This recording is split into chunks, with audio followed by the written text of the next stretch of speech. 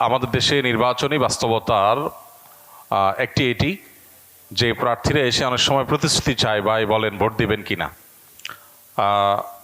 যদি সুযোগ থাকে তাহলে সেক্ষেত্রে অবশ্যই বলা উচিত যে ভাই ভোট দেবো কিনা সেটা তো আমি কাউকে এভাবে বলবো না, তাহলে তো ভোট প্রকাশ্যে দেওয়ার মতো হয়ে গেল। ভোট গোপনে দেওয়ার যে পদ্ধতি আছে আমাদের দেশে, ব্যালট পেপারে সিল দেওয়ার জন্য একান্তে একজন মানুষ তার মতো করে দিতে পারে।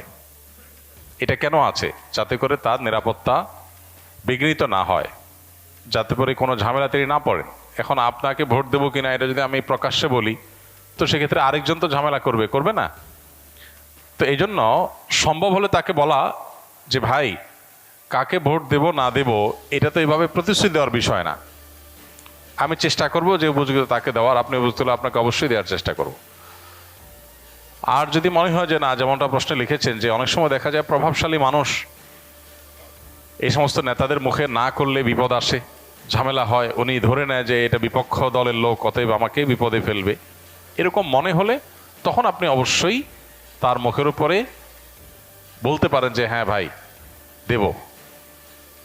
কিন্তু যদি নিরুপায় না হন, অহেতুক ভয়ের কারণে আপনি মিথ্যা প্রতিশ্রুতি দেন, সেটা জায়েজ হবে না। আপনি যদি নিরুপায় হন, সে ব্যক্তি যদি আপনার এই কথা মুখ থেকে না শুনে যাবেই না, আবার এদিকে বিপরীতটা শুনলে আপনার উপরে জুলুম আসতে পারে, তাহলে সেক্ষেত্রে মানুষ বিপদগ্রস্ত হলে সেক্ষেত্রে তার এ ধরনের কথা বলা তার জন্য জায়েজ আছে। আপনি বলতে পারেন যে ভাই, একটু ঘুরিয়ে পেঁচিয়ে বললেন যে ভাই অবশ্যই আপনাকে ভোট দেওয়ার চেষ্টা করব, এটা আবার কিছু বললেন চেষ্টা করব। কিন্তু লোকটা যদি অযোগ্য হন আর আপনি তাকে বলে ফেলেন, তাহলে কথা রক্ষার জন্য ভোট দিতে হবে, এটা সঠিক না।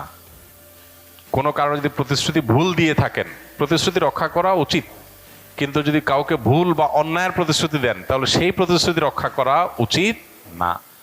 আপনি প্রতিশ্রুতি দিয়ে ফেলেছেন, পরে আপনি বুঝলেন যে আসলে আমার সঠিক জায়গায় প্রতিশ্রুতি হয় নাই, তাহলে আপনার এখন উচিত হলো প্রতিশ্রুতির ব্যতিক্রম করা। আর যেটুকু প্রতিশ্রুতির ব্যতিক্রম করছেন এর জন্য আল্লাহর কাছে মাফ চাইবেন, যে আর ভবিষ্যতে যেন কথা বলার সময়, প্রতিশ্রুতি দেওয়ার সময় যেন হিসাব করে আপনি দেন। জাস্ট এটুকু খেয়াল করলে ইনশাআল্লাহ আল্লাহর কাছে আর কোনো দায় থাকবে না। করে এক বড় বক্তা বলেছেন, স্বামী স্ত্রীর গোসল ফরজ হলে তারা নাপাক নয়, ইমানদার নাকি নাপাক হয় না। নামাজ পড়ার আগে গোসল করে নামাজ পড়তে পারবে, তার আগে সব কাজ করতে পারবে।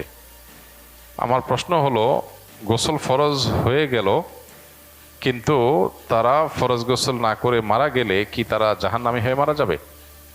না, জাহান্নামী হওয়া এত সহজ বিষয় না, বা এরকম ঠুনকো বিষয় বা একটা অযৌক্তিক কারণে আল্লাহ তাআলা কোনো মানুষকে জাহান্নাম দিবেন না। কারো গোসল ফরজ হয়েছে, স্বামী স্ত্রী গোসল ফরজ হয়েছে, কারো স্বপ্নদোষ হয়েছে গোসল ফরজ হয়েছে, যে কোনোভাবে গোসল ফরজ হয়েছে। গোসল ফরজ হওয়ার পর পরবর্তী যে নামাজ আছে তার আগে আগে গোসল করা তার জন্য ফরজ, কারণ তাকে নামাজ পড়তে হবে। যদি সে পরবর্তী নামাজ আসার আগে আগে সে গোসল করার নিয়ত ছিল, বাট তার আগে তার মৃত্যু এসে যায়, তার কোনো দায় আল্লাহর কাছে নাই, কারণ সে কোনো অন্যায় করে নাই। ফরজ গোসল অবস্থায় মারা গেলে তার জন্য কোনো গুনাহ হবে না, তার গোসল তো দেওয়া হবেই। তার নামাজের জন্য গোসল করা লাগতো, সে নামাজ আসার আগে দুনিয়া থেকে সে চলে গেছে, তাহলে ওই দায়ও আল্লাহর কাছে তার আর নাই। হ্যাঁ, যদি এমন হয় নামাজের ওয়াক্ত হয়েছে, ওয়াক্ত অনেকখানি চলেও গেছে, সে অবহেলা করছে, অলসতা করছে, গোসল করার নিয়তি নাই, নামাজ পড়ার নিয়তি নাই, তাহলে তা দায় আছে। আর এর বাইরে এই যে যেটা বলেছেন যে মুসলমান কখনো নাপাক হয় না, না, মুসলমান পাক নাপাক সবই হয়। মুসলমান হলে একেবারে ওই যে খ্রিস্টানদের মতো যে আমরা খ্রিস্টান, তা খ্রিস্টানরা মনে করে যে তারা খ্রিস্টান হয়েছে, তারা তাদের কোনো পাপের দায় নিতে হবে না, তাদের সমস্ত পাপের দায় তাদের নবী নিবে, এরকম একটা বিশ্বাস তাদের মধ্যে আছে, যার কারণে তারা কোনো পাপ করতে চিন্তা করে না, যা খুশি তা করে। কারণ তারা মনে করে তাদের নবী ঈসা আলাইহিস সালাম, তারা মনে করে যে তিনি শুলে চড়ে মৃত্যুবরণ করেছেন, তার উম্মতের পক্ষ থেকে সকল দায় তিনি নিয়ে তিনি দুনিয়া থেকে চলে গেছেন। তো এটা ভুল কথা। কোরআনে আল্লাহ বলেছেন যে আল্লাহ তাআলা তাকে ঈসা আলাইহিস সালামকে আল্লাহ জীবিত রেখেছেন এবং তাকে উপরে তুলে নিয়েছেন, বার রাফাহুল্লাহ। তো এই জন্য মুসলমানদের মধ্যে কেউ যদি মনে করে যে মুসলমান কখনো নাপাক হবে, এটা ভুল বিশ্বাস। অবশ্যই নাপাক হবে, কোরআন হাদিসে ভুরি ভুরি আয়াত এবং হাদিসের প্রসঙ্গে আছে। কেউ বললে এটা তার মূর্খতা ছাড়া কিছু না, যদি এইভাবে কেউ বলে থাকে।